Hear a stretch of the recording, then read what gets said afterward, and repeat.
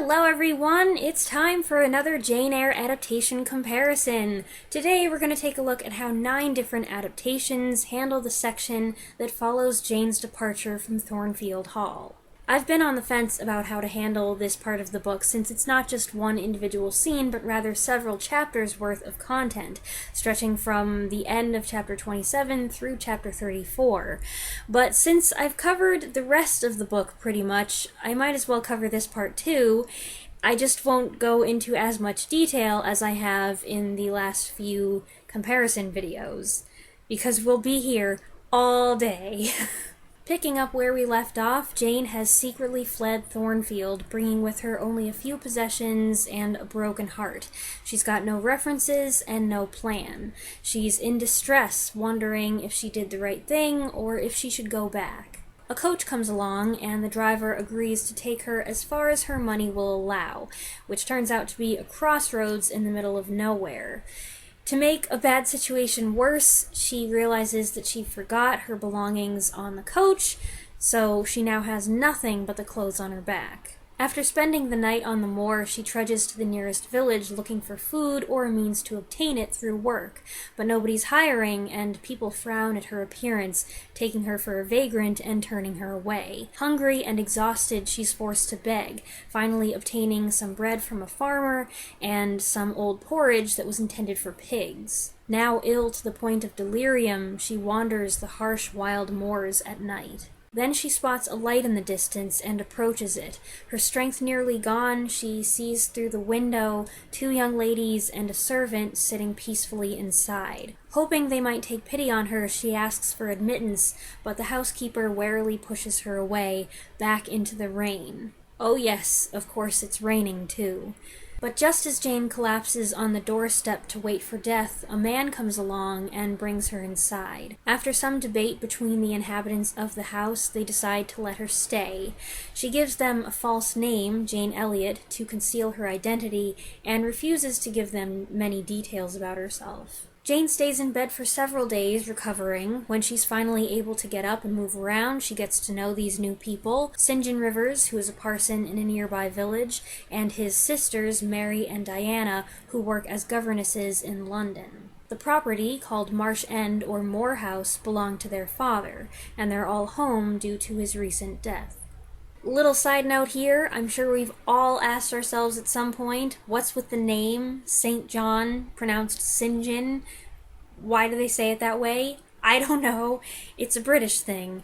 I have tried to find an answer, and that is pretty much the answer that I've gotten. It's a British thing. The sisters take an immediate liking to Jane, and she to them, with a special fondness for Diana, who is less reserved, and she wins Hannah the housekeeper over after some conversation.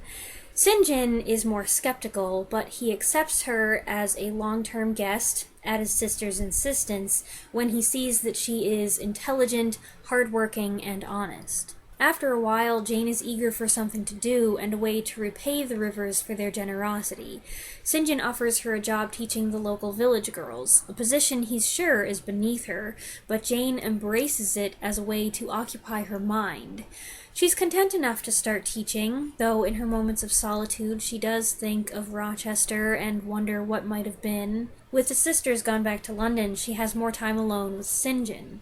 He is well respected in the community and more than does his duty to the poor, but he's restless and dissatisfied. He feels that God intended him for bigger things, a greater challenge, and he's determined to go to India as a missionary. St. John is a hard man to get to know. He is serious and disciplined. He has a disdain for emotion and excessive affection. He's nowhere near as chatty as Rochester was. Physically, Jane describes him as handsome, in his late 20s, with a tall, slender figure and a Grecian profile, but personality-wise, he is a blonde-haired, blue-eyed block of ice. Ask me to describe St. John in one word, and I'll come up with a lot of negative-sounding terms like cold, hard, stern, humorless, or if words aren't required, just blah. To put a more positive spin on it, you could say he's driven, ambitious, zealous for good works. He is also compassionate in a logical, unemotional way. Jane soon discovers he has a thing for the local squire's daughter, Rosamund Oliver, who is pretty and wealthy and sweet, and clearly has a thing for him too, but he shuts down whenever she's around. Jane tries to nudge him in Rosamund's direction by painting her portrait, but it's no use. He enjoys looking at the picture and listening to Jane talk about Rosamund and her obvious attraction to him, but he's already decided that Rosamund would be unsuitable as a missionary's wife, so he won't relent. Jane signs this portrait with her real name. St. John notices this and, when she's not looking, tears it off. Now for the twist. At one point, the three siblings had received news that their uncle, who they had never met, had died, leaving his money not to them, but to another relation. After finding out her identity, St. John comes over for an interview with Jane, where he reveals that he has learned all about her from Mr. Briggs, the lawyer who stopped the wedding. Mr. Briggs was hired to find Jane, and St. John put two and two together. As soon as she hears this, Jane wants to know about Rochester, but St. John puts her down, saying he doesn't know anything, nor does he care. His point is that he's learned from Briggs that Jane's Uncle John has died and left her his entire fortune of £20,000. Jane is stunned by this news, but also confused how St. John got the information. He reluctantly divulges that her uncle was also their uncle. Their mother was Jane's father's sister, which means that they're cousins. This coincidence, where Jane just so happens to collapse on the doorstep of people who turn out to be related to her, is probably the novel's weakest element. It's just so unbelievable. Reveals like this were somewhat common, though, in Victorian and in Gothic literature. It's not one of the best tropes of the period, so I can see why certain adaptations just skip it. But Charlotte Bronte seems to want to resolve everything for Jane before the book ends. That includes giving her the family she always longed for, and giving her a fortune that grants her financial independence and freedom. £20,000 was an awful lot of money, though, and of course the first thing that Jane wants to do after hearing all this is to divide the fortune evenly among the four of them. St. John thinks this is insane, but Jane won't be deterred, so he finally agrees to let her have her way and to accept her, not just as a cousin, but as a sister. A little while later, Jane is excited to get Morehouse ready for everyone to come home at Christmas. But St. John is a wet blanket, criticizing her jovial mood, her shallow domesticity, and frowning at her lack of ambition. The holiday is a joyful one for the three young ladies, but things grow less cordial between Jane and St. John, the opposite of what she'd expected would happen. But after the holiday, St. John starts to observe her more closely and to praise any display of fortitude.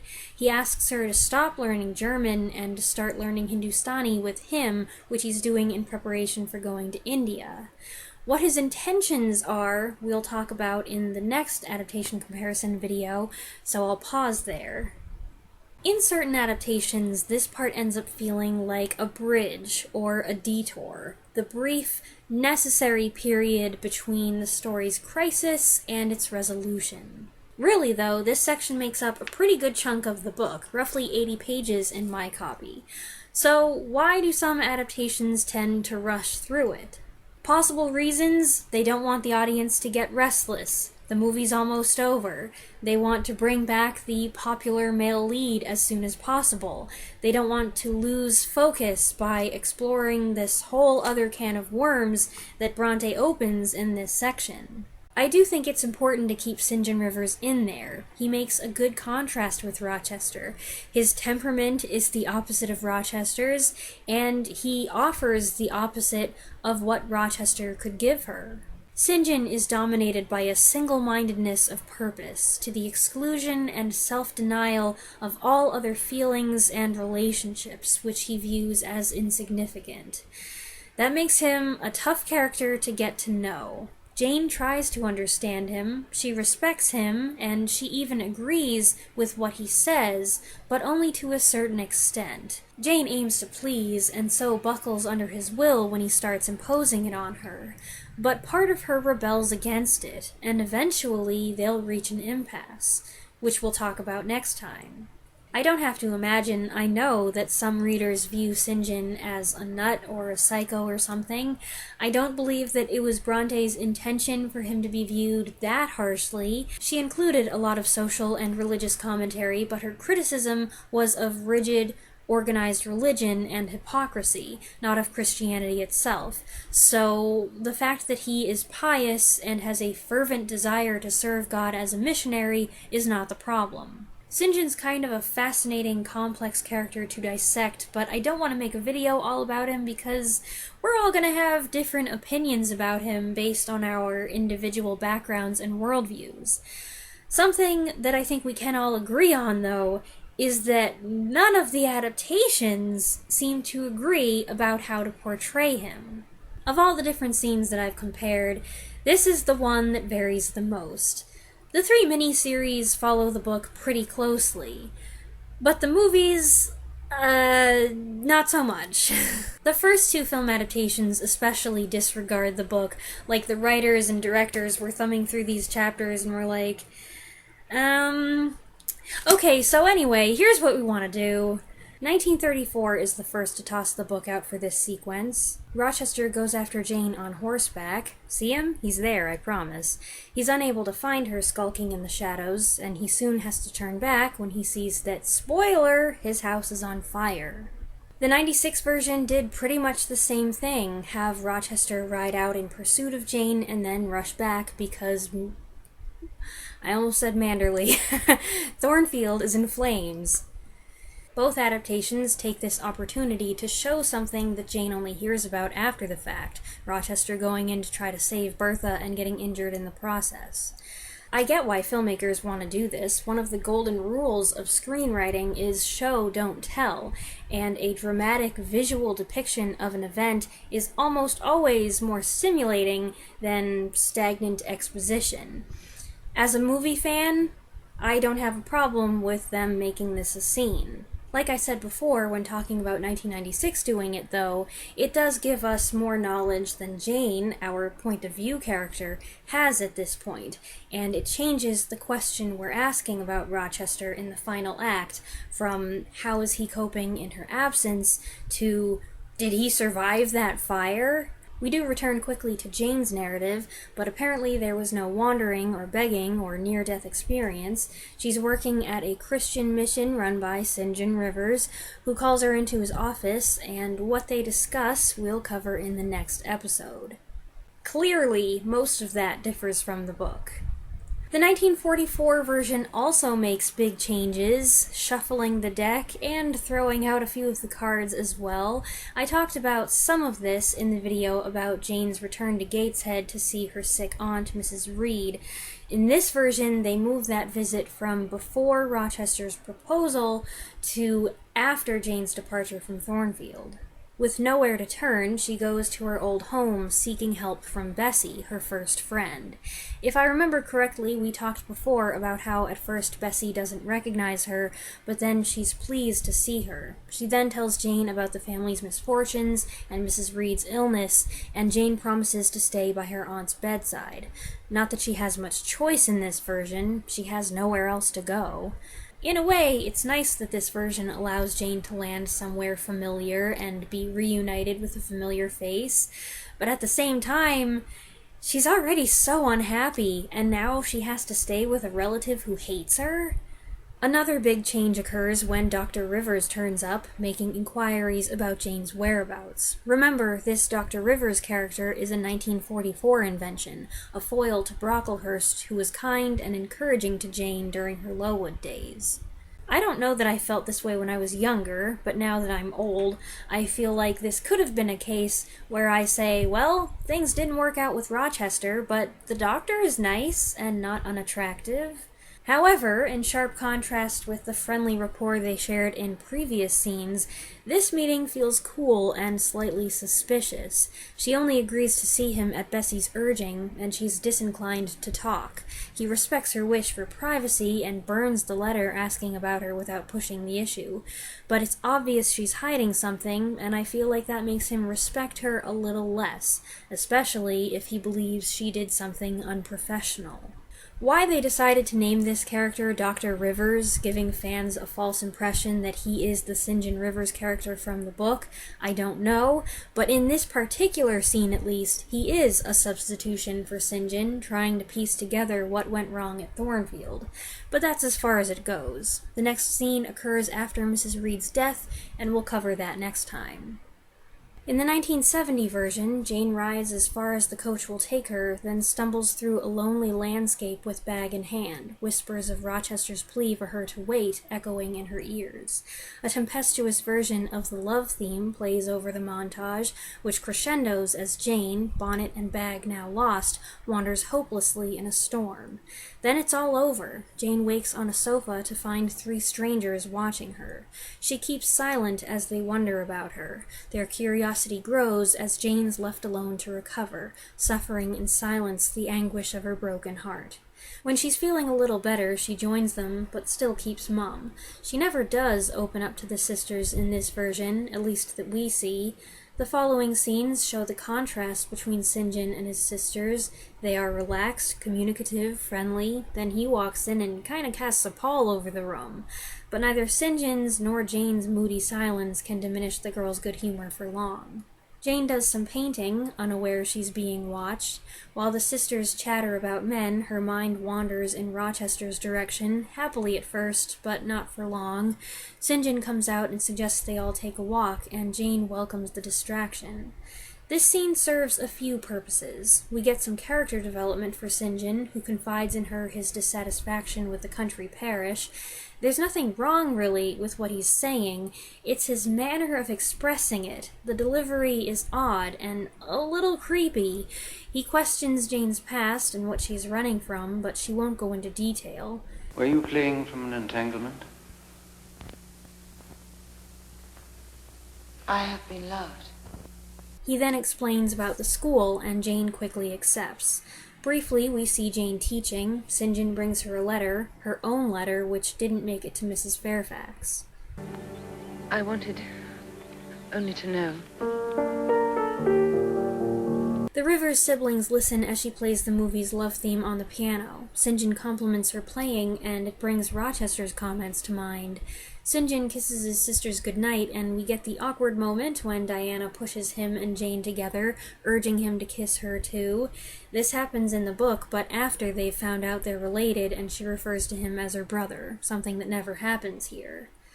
We do get a couple measured, subtle hints he might be taking an interest in Jane.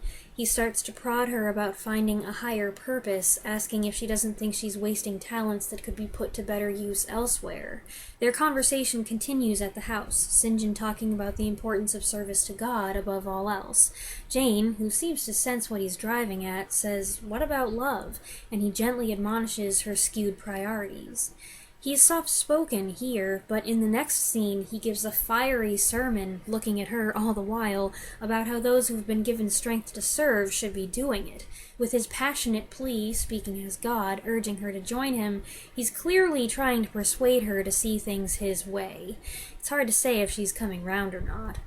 This St. John isn't as severe as some of the others we'll see, but he's not really likable either. He's intense and very serious, and even when he lightens up, he doesn't crack much of a smile. I think what this interpretation emphasizes is his devotion to his decided purpose and his impersonal attitude towards his fellow man, which, if you think about it, given that he wants to be a missionary, indicates that his motivation is kind of selfish. He wants to do great things to serve God, but he doesn't seem to care so much about those on the receiving end. I do think this version does a good job emphasizing his persuasive ability. I'm not going to call him charismatic because, number one, I don't think that word fits, and number two, that makes him sound like a cult leader, and that's not what he is. But when he makes his fervent call to action from the pulpit, Jane is struck by it. Now for 2 of the miniseries adaptations. All 3 of the miniseries are able to spend a significant amount of time on this part of the story. That's the beauty of the miniseries, you have the luxury to do that. Part 4 of the 1973 miniseries ends with Jane at the crossroads, realizing she left her things behind. Part 5 opens with her in much worse condition, picking her way around rocks and hills on a rainy night. Incidentally, I can really see the family resemblance between Saoirse Cusack and her sister Sinead in this scene. Jane sees the light up ahead and makes a beeline for it. Hannah, the housekeeper, answers the door, sporting massive headgear, and I can't really blame her for turning Jane away so fiercely, given that Jane looks pretty awful and desperate, so desperate she asks even to be given access to an outhouse as shelter from the rain and cold. The door shut against her, Jane gives in to death, but bucks herself up to meet her end bravely and without complaint. At that moment, St. John comes along with his words of sort of comfort. All men must die. Who speaks? But all are not condemned to meet a premature doom. He calmly rebukes Hannah when she tries to shoo Jane away again. He's got a gentle, even voice, not unkind. Jane falters when she gives her name. In the book, Jane Elliot had been chosen beforehand, but here it seems like her real name is almost surprised out of her and she invents the substitution on the spot. Later, Jane has her scene with Hannah, where she puts the servant in her place for turning her away and viewing poverty as a crime. She does so in such a light, teasing way that Hannah is easily won over and becomes a friend. It's a nice moment of levity. Jane almost slips up once when St. John addresses her as Miss Elliot, so she comes clean about it being an alias. The sisters are fully on board with helping her out, but St. John is still viewing her with a clinical eye. I chuckle when Diana calls him crusty. This is a good St. John Rivers overall, though I don't find him handsome, and he looks older than late 20s. To his sisters, he's as much like a father as an older brother, especially when acting in a position of authority. This version includes the disappointment of the lost inheritance, fully explaining why they thought they'd receive something. John Eyre had given their father bad advice that made him lose his money. It was expected that Eyre would atone for it after his death, hence their bitter reactions when he doesn't. There's a brief scene of Jane in her teacher's cottage, painting and saying goodbye to the girl who cleans up for her. Not for the first time, her thoughts turn in Rochester's direction, and she starts to go down a morose train of thought, but St. John's knock interrupts her. As Jane gets to know St. John better, he becomes a slightly more animated speaker, like when he tells Jane about his restlessness prior to settling on being a missionary. In the next scene, Christmas time, judging by the snow, holly, and berries, he uncovers her identity. He persists in telling the story even though it upsets her. He gets impatient with her, and she with him, a possible sign of their incompatibility. But a moment later, we see St. John having one of his most human moments, laughing at her reaction to the money. Well, if you were a murderess discovered, you could scarcely look more aghast. He tells her to tranquilize her feelings, unmoved by her emotions, even after she kisses him on the cheek with sisterly exuberance. Christmas comes, and St. John asks Jane to help him study Hindustani, making it sound like he's only asking her instead of his sisters because she's better at applying herself. Sneaky. The 1973 version covers almost all the bases. We don't see Jane facing repeated rejection in the village. I guess the scene in the rain was tragic enough. And the biggest omission is that of the Rosamund Oliver storyline, but so much time is spent on this section already that it's not a big deal. Without question, the 1983 miniseries spends the most time on this section, so we're going to park ourselves here for a few minutes. In this version, more than the others, I'm struck by Jane's uncharacteristic imprudence in giving all her money to the coach. I understand she wanted to get as far away as possible, but she must have known it would leave her penniless at the end of the road. She's usually more level-headed, so it must have been distress and haste that made her do something so foolish. Of all 9 adaptations, this one follows the book most closely in this section, surprise, surprise, acknowledging just about every event. It's the only version to show Jane's visit to the village, emphasizing her humiliation in having to ask for work and food. Jane does have some pride, though she is poor and obscure. Her dignity flashes here and there throughout the novel, and here she is, trying to barter her gloves to an uneducated shopkeeper in exchange for some moldy leftover bread, and enduring the insinuation that she only has those gloves because she stole them. It's also the only version to include the scene where Jane goes to the parsonage for help.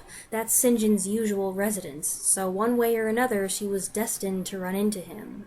Zela Clark is excellent here. Others have pointed out how Timothy Dalton tends to get all the attention, but Clark gives a great performance as well and shouldn't be an afterthought. St. John Rivers comes along as she's reaching her breaking point and demands that Hannah open the door. Mary and Diana rush to help Jane, even while Hannah stands by, still trying to get her out. Immediately we can recognize that this St. John is an even sterner, more autocratic type than the last one. Physically, this is probably the most correct St. John, tall, slender, and blonde, but also passable as a 29-year-old, and temperamentally he's right too, stoic and formidable, though not overtly or intentionally cruel. Jane at last gets out of bed several days later in a nightgown way too big for her. Up to this point, Hannah's been pretty curt with her, but seeing Jane up and put together changes her perception. All 3 miniseries include the conversation between them, though Jane's attitude is slightly different in each one, more or less indignant depending on Hannah's tone. I like that Jane here pretends to be offended and then breaks into a smile to let Hannah know she's just teasing. Jane gives her hosts a little more information, and the sisters scold St. John when his comments are too brusque or his questions invasive. To add to his seriousness, he's also moody. Take, for example, the scene in which he returns from visiting the poor. He brushes past all 3 expectant ladies without saying a word. You come to find out he's just received the frustrating news of their uncle's will, but still, he seems like a man who'd be difficult to live with. There's a scene later in which St. John calls on Jane at her teacher's cottage, and just as he's telling her about his resolve to become a missionary, Rosamond Oliver comes to the door.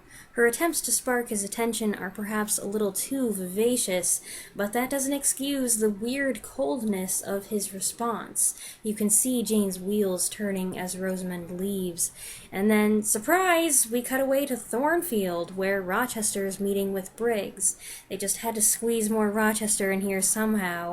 The 2 men are hostile to each other, understandable given the circumstances of their first meeting. Rochester wants Briggs to track Jane down, and the lawyer's against it at first, but he relents when Rochester assures him he only wants to know that Jane is well and taken care of. Jump back to Jane. St. John calls on her and she shows him her portrait of Rosamond. Jane frankly advises him to marry Rosamond and he freezes up, even while he's talking about his love for her. Ugh, he's such an odd fish. Jane finally provokes him into a passionate response. Oh, you speak coolly, but you suffer in the conflict. You are certainly not timid. I scorn the suffering. And then he states outright that he is by nature a cold, hard, ambitious man. Yeah, we can see that. Jane walks away and he inspects the portrait. That's when he spots her signature and takes it. But this time, Jane notices the torn paper. At Christmas, when the sisters are home, St. John takes Jane aside and reveals that he knows her story. When she asks urgently about Rochester, he says he disappeared when the search for her yielded no results, and he's believed to have gone abroad. St. John reacts severely to her continued interest in Rochester, shocked that she should feel for someone who treated her, he thinks, so maliciously. Jane won't stand for that. Of Mr. Rochester. You don't know him, don't pronounce an opinion on him. St. John confesses that they're related as if he's delivering bad news. He doesn't understand Jane's giddiness because, I don't know, he has no basic human feelings. To be fair, though, Mary and Diana agree that she's crazy to give up 3/4 of her wealth to them. By the way, notice in how many scenes St. John keeps his gloves on. I wonder if that was done intentionally. It's right after St. John announces that Rosamond is about to get married, and therefore his path is clear, that he comments on Jane's German lessons and asks her to go for a walk. And on that ominous note, we'll pause. I find this version of St. John very distasteful, so I suppose that, coupled with his physical appearance, makes him the most accurate St. John Rivers. As we'll see in the next few adaptations, no one else comes as close. Now for a change of pace. 1996 opens the sequence with Jane's voiceover. I forgot this version had a voiceover. Is it consistent through the whole movie? She travels by coach to Gateshead, which I think is now in the possession of St. John Rivers, who Jane already met when he was looking after Mrs. Reed's legal affairs. His sister Mary, just one sister in this adaptation, is outside seeing someone off, not expecting Jane to come stumbling out of the coach. The siblings take Jane in and allow her time to recover. Too much time, in her opinion. She frets about the month of inactivity that's passed. That's when Mary insists St. John tell Jane that her uncle has died and left her everything. She and the Rivers are not cousins in this one. Apparently one surprise, like one sister, was enough. St. John shows her a portrait of her uncle and her father, who she never met, as well as a letter her father wrote the uncle about her birth. This is a touching addition, St. John assuring Jane how much she was loved, something she's always doubted and struggled with. When she can't hide her emotion, he adds that he knows what she's suffered and she no longer has anything to fear. The film then cuts away as time passes. Jane and the Rivers become closer friends and share a laugh, and Jane returns to Lowood to visit her friend Helen's grave. It's there in the cemetery that she seems to hear Rochester's voice murmuring her name in the groaning of the trees. Spooky. Pretty much the only thing this version really takes from the book are Jane's physical suffering, she seems not to have slept or eaten in days, and her inheritance. There's no wandering, no concealment, no village school. It takes a different approach. You can tell, though, that the movie is almost over. Things really feel like they're wrapping up. In the 1997 version, Jane's dropped off and sets out on the long, lonely road. We see her sleeping on the ground, drinking from a brook, and being buffeted by the wind before collapsing. Someone comes along and picks her up, and we fade to young Rupert Penry Jones sitting by her bedside. This version is very kind to St. John Rivers with this bit of casting. Funny how Rochester here isn't as appealing as he's supposed to be, while St. John is too appealing. Jane gives her real name this time. I guess she isn't worried about discovery. Convalescence is all very well, but she's eager to get back to work, and when she mentions she's a teacher, St. John has just the job. It's a nice change to see a Jane Eyre who really enjoys being a teacher. Not all of them do. Taking a page out of 1970's script, St. John compliments her piano playing, and she instinctively gives Rochester's response and has a little moment, which St. John picks up on. He's an awfully nice guy. He wants to know about her past, but will wait until she's ready to tell him. He cheerfully compliments her skills. Come on, movie, we're not supposed to like him. She's the one who responds coldly to his warmth, his commendation only reminding her of Rochester's harsh parting words. He's persistent, though, and this is the only version where I wish Jane would move on from Rochester and marry St. John instead. The next scene shows Jane writing to Mrs. Fairfax, but she hides the letter when St. John comes in. He asks what she's reading, and she says she's learning German. He casually suggests she learn Hindustani instead. Diana tells her to do as she likes, but Jane accepts the challenge, saying she might learn both. After Diana goes to bed, though, he confesses why he made the suggestion. And just like that, it moves into the next scene, so we'll cut it off there. Rupert Penry Jones makes a very charming St. John Rivers, which is fine, except that St. John isn't supposed to be charming, or cute, or boyish.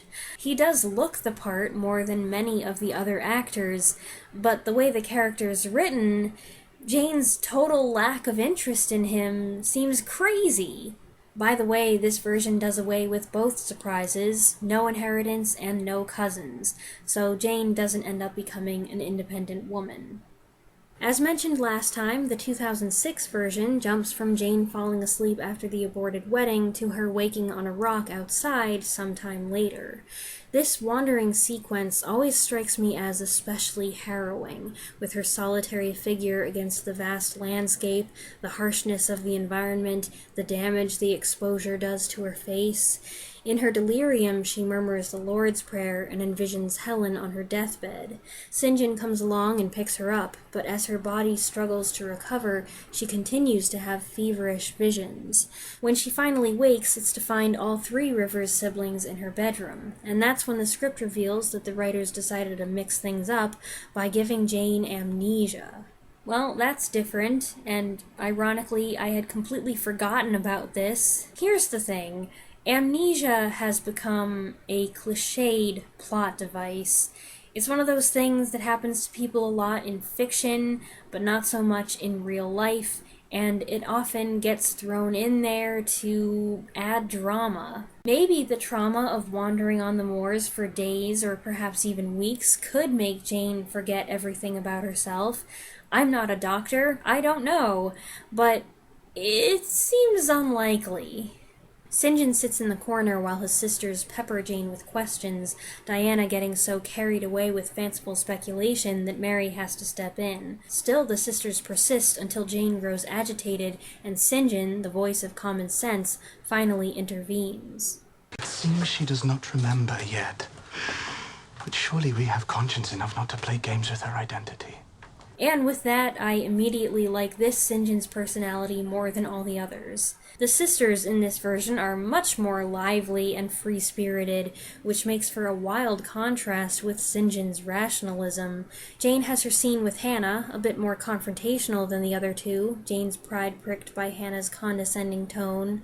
The sisters give her the name Jane Elliot, and Jane quickly develops a bond with them, warmed by their acceptance and good humor. They're amazed by her knowledge of birds and insects from all over the globe, knowledge she absorbed from Rochester, who she does remember briefly. Rosamund Oliver comes along to meet them. As soon as she shows up, St. John turns away, but he can't escape soon enough. His sisters allow them space to have an awkward conversation that St. John can't wait to get out of. As he stalks away, his sisters lament his romantic ineptitude. Jane's having a flashback to her wedding day when St. John interrupts to tell her about the girls' school he wants to open. Jane agrees to teach on certain conditions, essentially that the school not be run like Lowood was. St. John observes that affection and sympathy mean a lot to her, which launches a long flashback to part 1 of the post-wedding scene. I didn't talk about this part last time when I did the post-wedding scene comparison video. I had this nagging feeling that I was missing something, but for some reason I didn't find this part. I guess I didn't go back far enough on the DVD. Whoops! Nobody said anything, so I guess nobody noticed, but I still feel sheepish. Anyway, the force of this memory and the sense of loss caused Jane to break down in tears. The sisters go off to make their living as governesses. Diana's afraid St. John will leave for the mission field while they're away, so she begs Jane to keep him from going. We see Jane teaching and using distraction instead of discipline when a little girl is misbehaving. St. John waits outside to talk to her, but then along comes Rosamund. He puts on the silent act and won't acknowledge her, so Jane prods him into speaking. Now, this Rosamund does seem like kind of a ninny, and I doubt she'd be a good match for him no matter what he did. But that doesn't excuse his behavior. It's pretty funny when Jane scolds him. She shows him Rosamund's portrait and forces him to talk about her. I always laugh when he's amazed to hear that Rosamund likes him and tells Jane to keep talking for 15 minutes. But Jane's not so amused, especially when he gives his reason for not marrying her. It's this conversation that prompts the rest of Jane's memories of the last night with Rochester. 1 year later, St. John pays another visit, this time to reveal that he's uncovered her past. Jane listens with growing dismay, but he has nothing to say about Rochester. He's eager to tell her his other news, though, in spite of Jane's apathy. He's delighted about her inheritance. Maybe too delighted. Jane is grieved to hear that her uncles died before she could meet him. St. John then tells her, as if it's not a big deal, that they're related. Her smile comes back, and St. John can't help catching her enthusiasm. They do argue about dividing the fortune, but she's insistent, and St. John, who here seems used to dealing with lively, strong-minded women, gives in. Mary and Diana come home, and Jane begins learning German until St. John tells her to learn something else, a development that excites his romantically minded sisters. This version does quite well with this section, all told. I don't think the amnesia was a necessary or credible change, but I understand that they wanted to do something different, and that allowed them to get creative with the timeline and flashbacks and things. As for this St. John, I've always liked this portrayal. He doesn't look the part, as described in the book, of course, but he has all the right attitudes and responses. This St. John is perhaps too likable at times, but he's still a butthead. And now, lastly, we come to 2011, which gets really creative with this section. In a bold move, the Rivers family is introduced very early on, within minutes. The film begins with Jane fleeing Thornfield, being left at a crossroad, wandering destitute, and eventually making her way to Moor House, where she's taken in by the Rivers. Once Jane is established there, the film starts to jump around. We go back and introduce Gateshead and Lowood, then come forward to a scene of St. John questioning Jane about her education, then go back to Lowood, then forward again to Jane making a sketch of Helen and of St. John, which he sees. Then we go back for Helen's death scene, and then forward to Jane seeing the sisters off. The nonlinear storytelling was a daring decision, a unique way to present a story that's been told so many times before in traditional, regular, chronological fashion that the writers probably were afraid that it might come across as stale. Shaking the narrative up a bit helps keep familiar viewers on their toes as well as the newcomers. It can help with the pacing to advance the past and present storylines simultaneously, and I do like that for once, the Rivers aren't just crammed in at the very end of the film. I've said before, though, that I think it's a risky choice. For anyone who doesn't know the story of Jane Eyre, the disjointed narrative might make it hard to follow. I'm used to it now, but the first time I watched the movie, I found it confusing, and I know the story. Once Jane arrives at Thornfield, the narrative stays there for an extended period, I think until everything comes full circle and Jane is running away again. It's possible I could have missed something, though. I wasn't able to go through the entire movie in preparation for making this video, unfortunately. I suspect it's at that point they would have included the deleted scenes I mentioned in my Lowood video, where Jane, near death on the moor, sees her friend Helen's ghost lying down beside her and beckoning for her to follow her in the right direction. Once the Thornfield section is concluded, that's the end of the flashbacks and flash-forwards. The narrative stays with Jane in the present. We get the very popular scene of Jane at her teacher's cottage. There's a banging at the door, and she opens it to find Rochester standing there, covered in snow, but ready to go. She pulls him in, and oh my goodness, I can't imagine how fans must have been losing their minds watching this when the movie first came out. Unfortunately, the whole thing was a dream or a fantasy, and in the book, Jane mentions that she often dreamt or fantasized about Rochester. There is someone at the door, but it's St. John. Wah wah.